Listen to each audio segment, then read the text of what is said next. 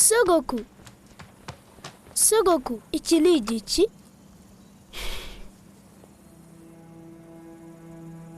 Wagikuye he? Mu murima. Igira hino. Hari ikintu nshaka kukwereka. Sinigeze nkubwira ibyambayeho kera.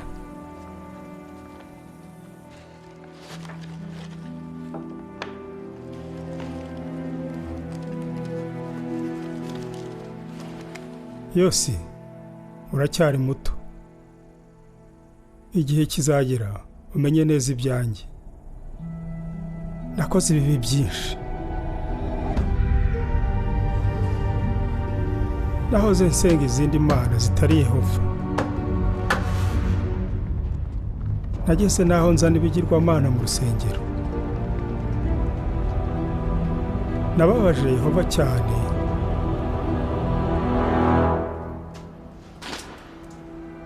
Nawe arampana.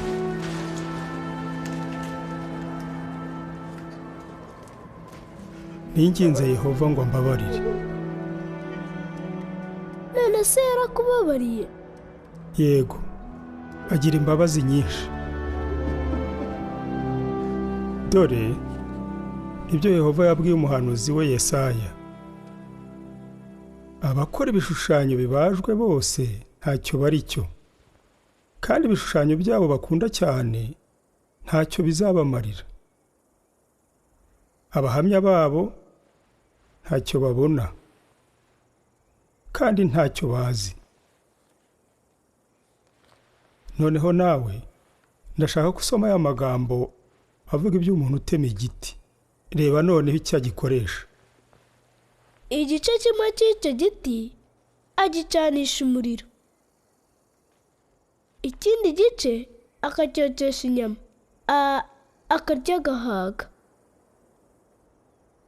Nanone yota umuriro agashira imbeho maze akavuga ati ndasusurutse mbonye umuriro. None se ibi ni bibi Sogoku? Oya mwana wa, ariko turebe icyo akoresha igice gisigaye. Ariko igice gisigaye akagikoramo imana, akagikoramo igishushanyo kibajwe, aracyunamira akakikubita imbere akagisega avuga ati nyiza kuko uri imana yanjye. Ibi ni bibi. None kuki utekereza ko ibi ari bibi Yosi? Ni ukubera ko atari Yehova, ni igiti gisanzwe. Yehova yumva ameze ate iyo dukoze ibintu nk'ibyo? Yehova arababara iyo dusenze izindi mana. Yego, ubundi se hari indi mana yumva amasengesho? Oya, ni Yehova gusa. Rwose Yehova yiteguye kumva amasengesho mutura. Urumva? Musenga buri gihe. Ujye umusenga kenshi ku munsi. Umubwire ibikuri ku mutima.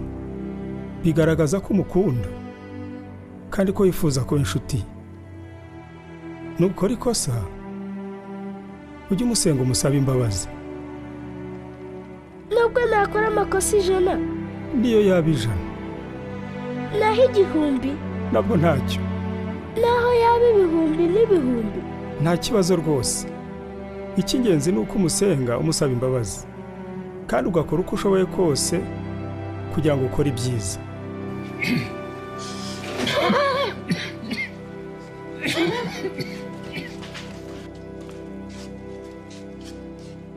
Yosi, Sogoku akeneye kuruhuka.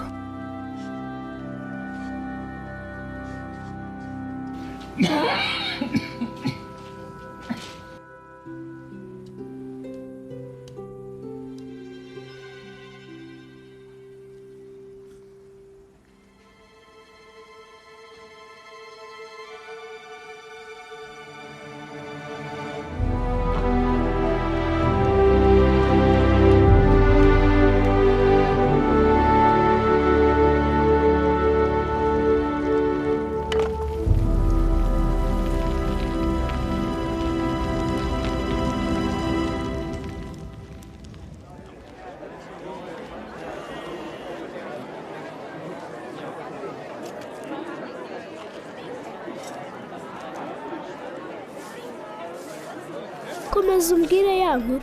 Harya nari ngeze he? Ku mumarayika. Yego. Umumarayika wa Yehova yaje mu buryo butunguranye.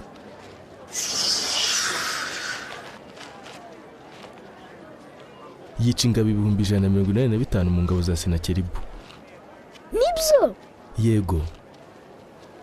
Umwami Hezekiya yasobanukiwe ko tugomba guhora twiringira Yehova. Nkunda kujyana nawe mu rusengero. Zefani.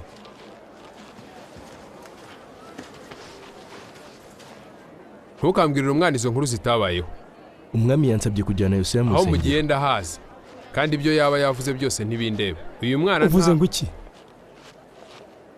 Ese ubundi kuki utarimo kuruhuka? Yosuwa yashakaga kujya ku rusengero. Nasabye Zefaniya ngo amuherekeze. Ariko wowe niba utabishaka ntukabuze Yosuwa kwigirayo kandi abishaka. Urabyumva neza?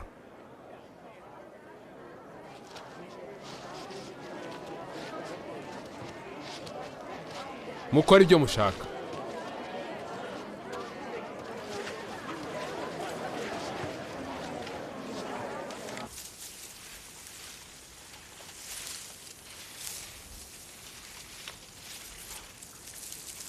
Ena, akasi keza.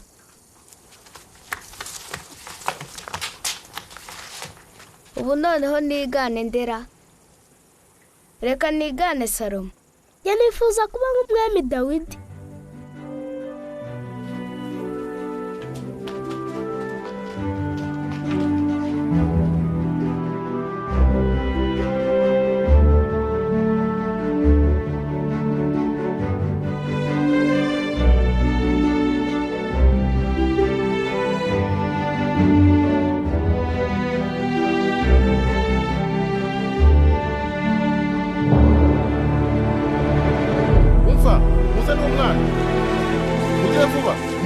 Mushaka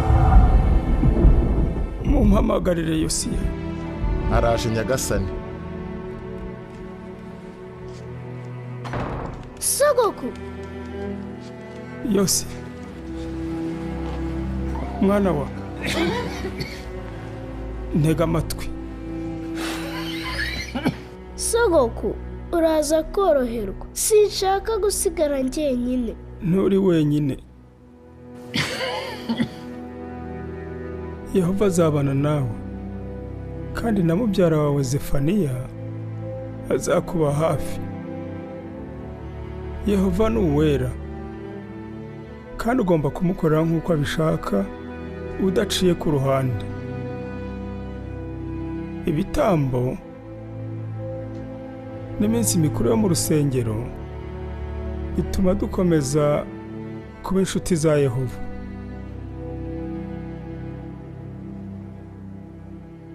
Nagerageje gusubizaho gusenga k'ukuri,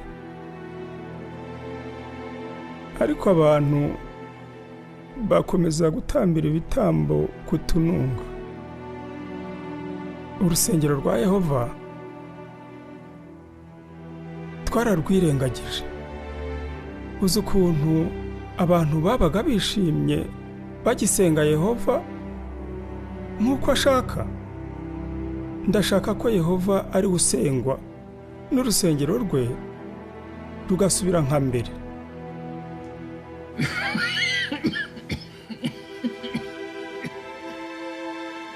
Ntega amatwi.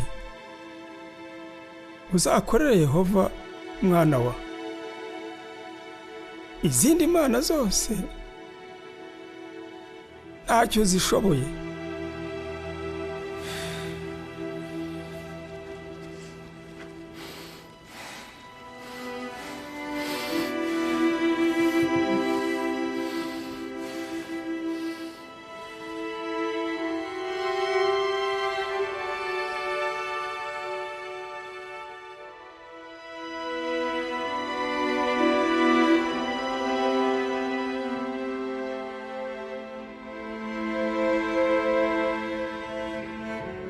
Sinshaka gusigara njyenyine.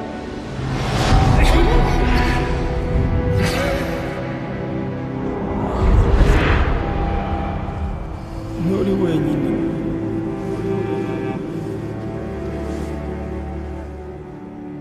Yehova azabana nawe.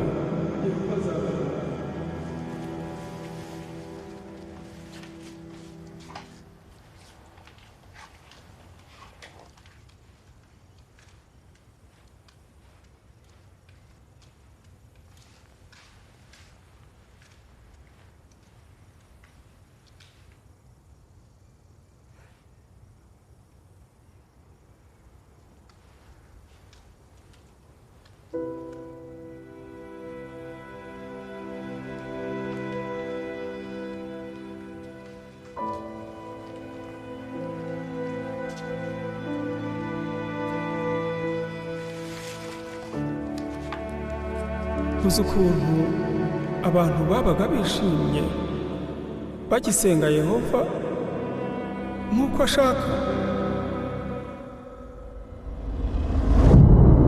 Ndashaka ko Yehova ari usengwa n'urusengero rwe rugasubira nka mbere.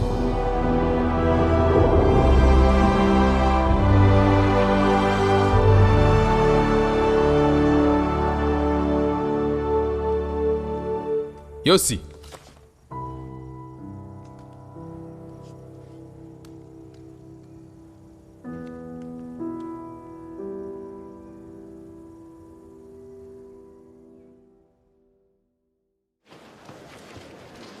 papa urimo urababaza.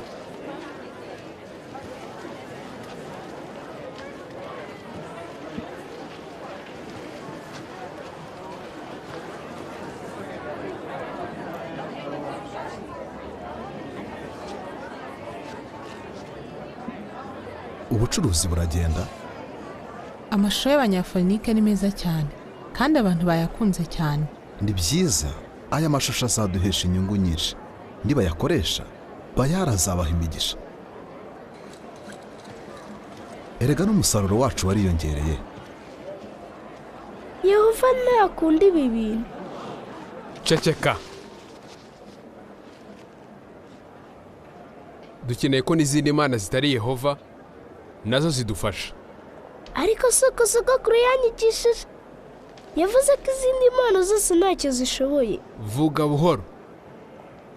Ntawarushiye sokuru gutambira ibitambo itofeti.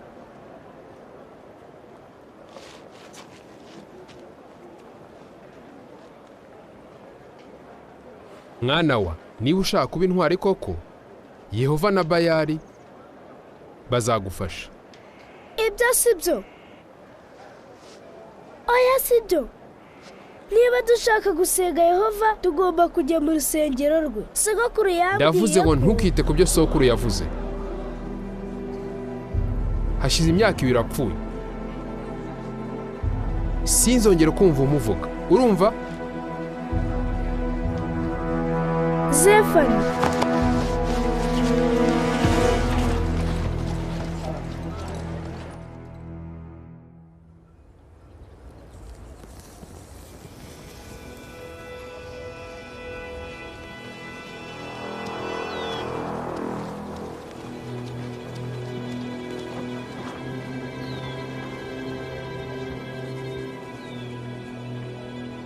Ena, ngwino twigendere. Enani?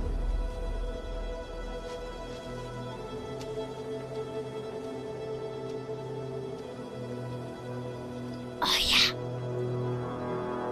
Umwami Amoni?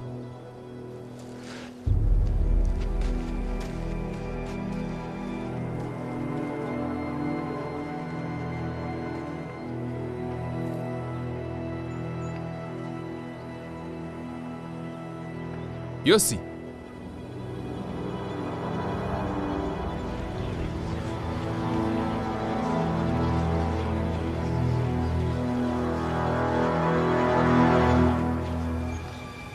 Akira.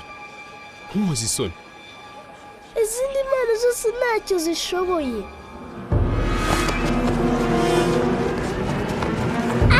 Reka nigendere.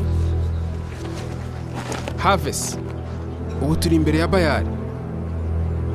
Oya!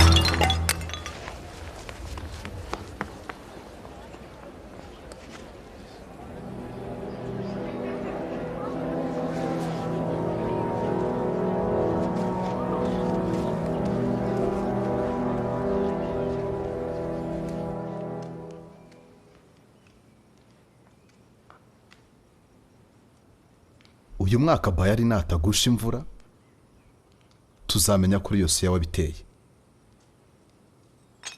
Ibyo umuhungu wawe yakoze uyu munsi ni amahano. Njye ntibintangaje. Biriya byose ni data wawe mushyizemo. Ugomba kumuhana. Ukomeje kunyubaho ukawahura n'ibibazo. Kuba uri umutambyi wa Bayari ntibiguha uburenganzira bwo gusuzugura umwami. Urumva? Ibyo nsanzwe mbizi. Nuko rero, ngaho genda. Jyana n'ibi bintu byawe. Oya. Birasigara hano bikwibutsa ibyo umuhungu wawe yakoze, nyagasani mwami.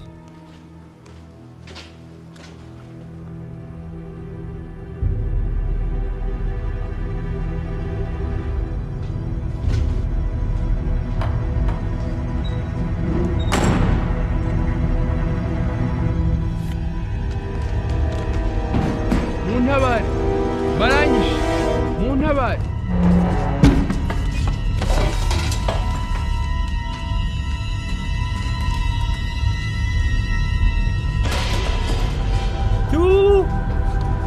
Mwami baramwishe.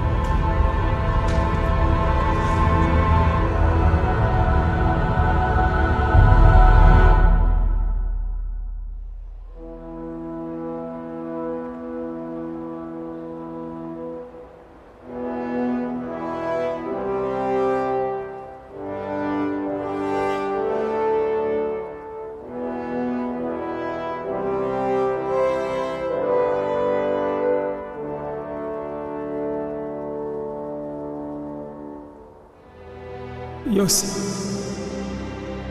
nturi wenyine.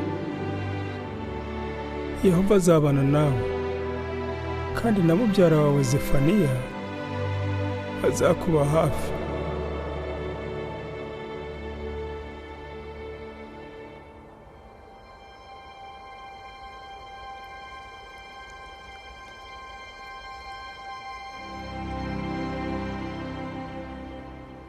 Umwami arakabaho. Umwami arakabaho. Umwami arakabaho. Umwami arakabaho. Umwami arakabaho. Umwami arakabaho. Umwami arakabaho. Umwami arakabaho. Umwami arakabaho.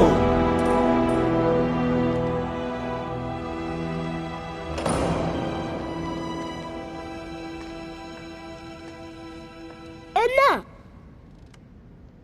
Nyagasani mwami. Zefaniya, umuhanuzi wa Yehova, ni byiza kuba nawe ngusanze hano. Mwami, nzi neza ko ufite inshingano ziremereye. Urupfu rwa so rwarambabaje. Yari umuntu mwiza, worohera abandi, akareka abantu bagasenga Imana bashaka.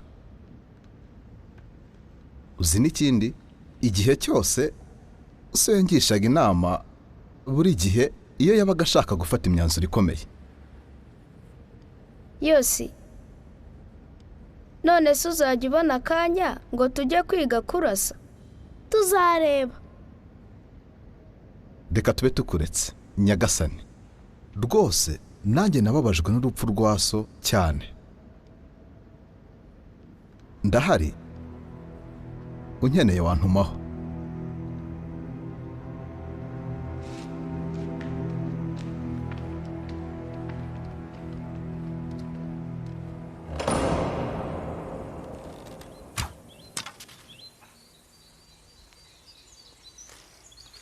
Reka twongere.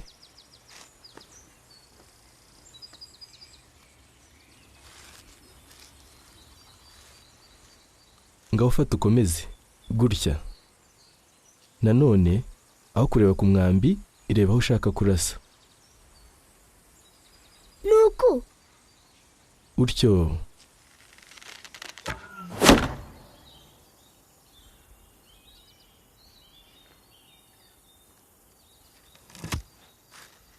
Umaze kubimenya.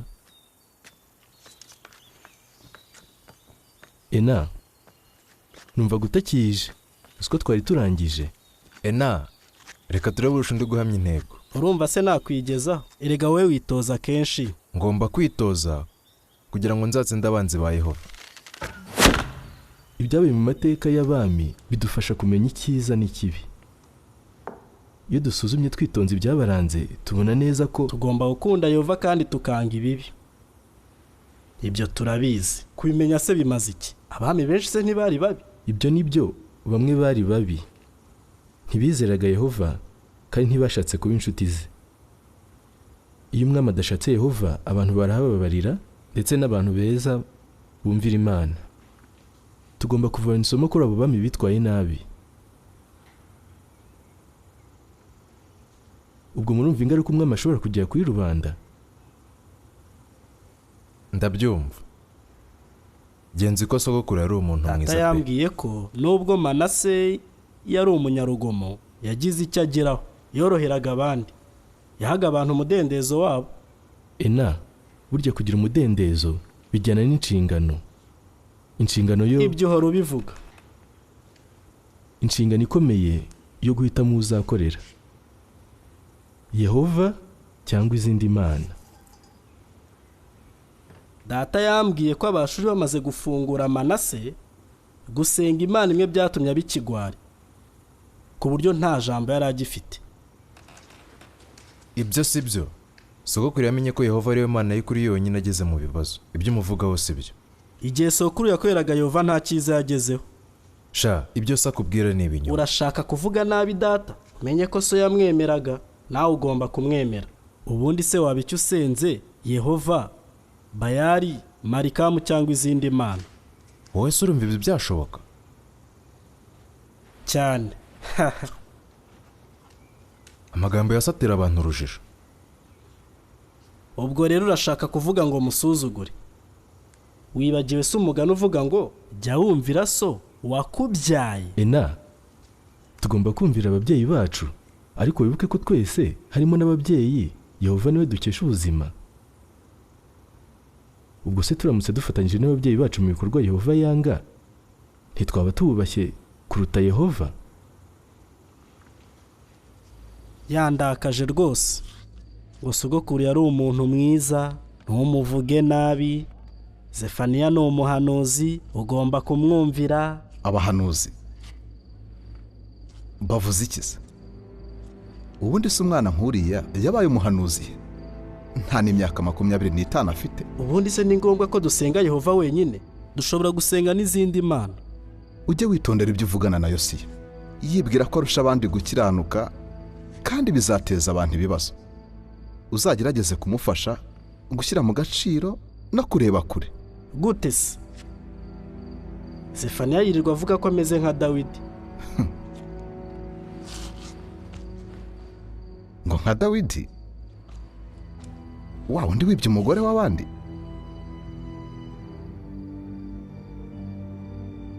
Kutavuga.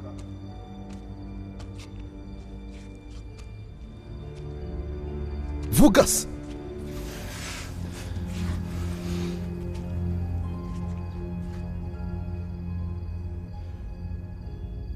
Wasanga avuga ukuri.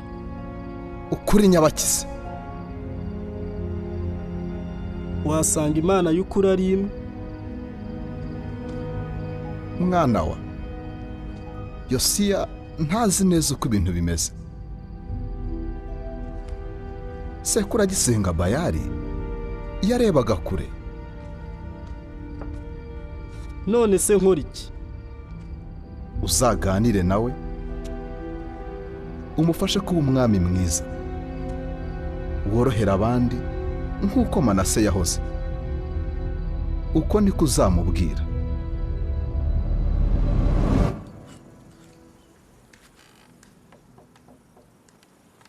Yose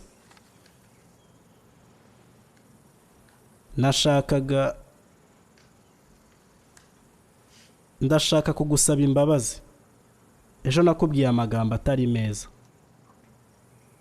Nta kibazo, narakubabariye. Sinifuza ikintu cyadutandukanya rwose, ariko buriya ntitwaba twibeshya koko. Wasanga Bayali ariyo mana y'ukuri.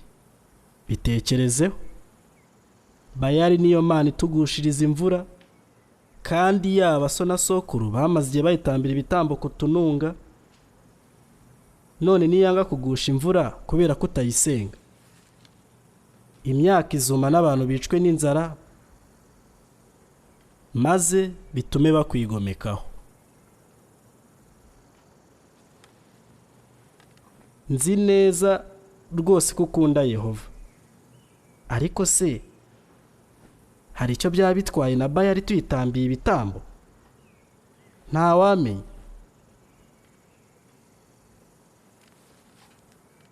ibyo se byampangayikisha bite kandi Yehova ari we ufite ububasha ku kirere aho kuba imana y'ikinyoma?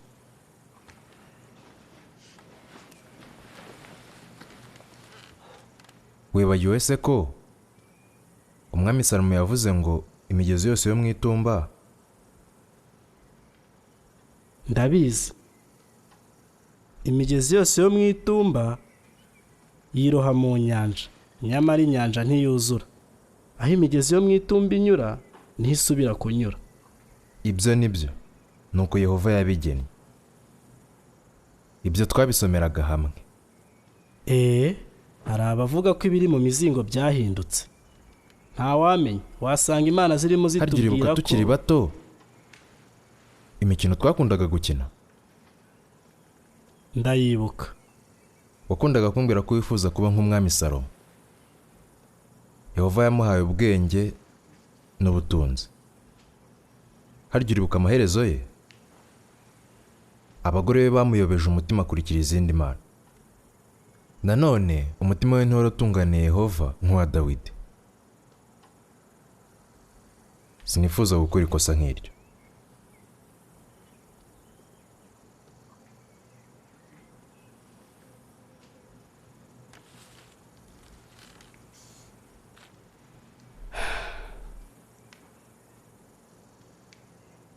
Urimo urashushanya iki?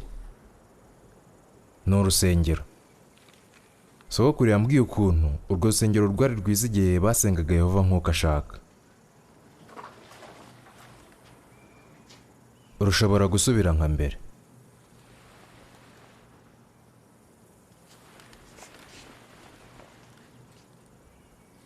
Iki kiri mu byo ngomba gukora.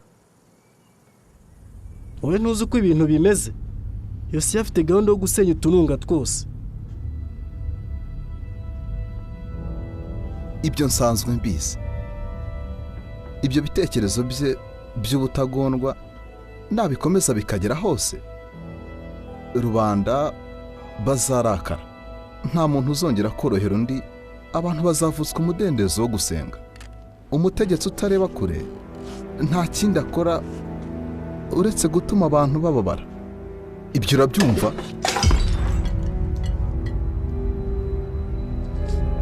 Ibi bifite ikindi bisura.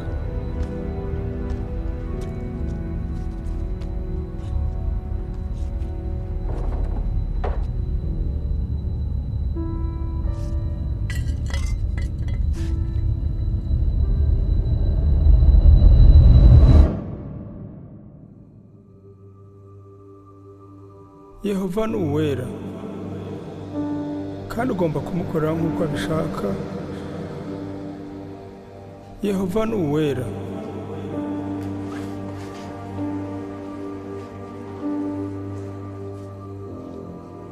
Yehova ni uwera kandi ugomba kumukorera nk'uko abishaka udaciye ku ruhande.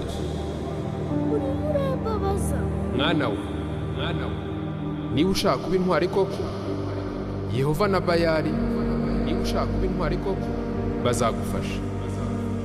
Iyo umwami adashatse Yehova, abantu barahababarira, ndetse n'abantu beza bumvira Imana barahababarira. Ntitwaba twibeshya koko? Hari icyo byaba bitwaye na Bayali tuyitambiye ibitambo? Ntawamenya, ntitwaba twibeshya koko?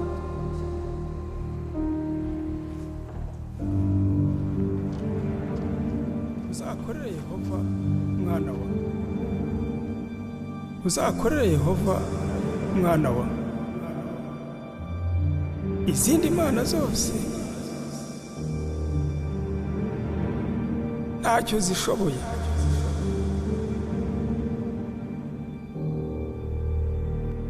Yehova